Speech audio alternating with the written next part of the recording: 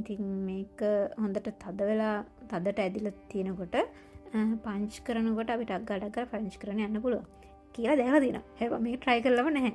ඉතින් මේක පළවෙනි වතාවට කරන නිසා කියන තරම් ලේසි වේද කියලා දන්නේ නැහැ.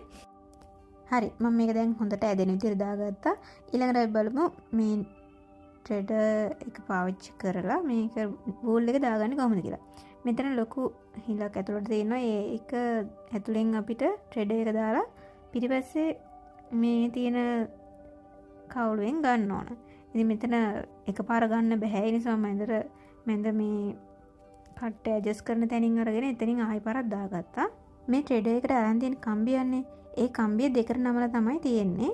ඒකේ මේ මැදින් වූල් එක දාලා මේ ට්‍රෙඩර් එක ඇදලා ගන්න තමයි තියෙන්නේ. එතකොට වූල් එක කටුව මැදින් එනවා.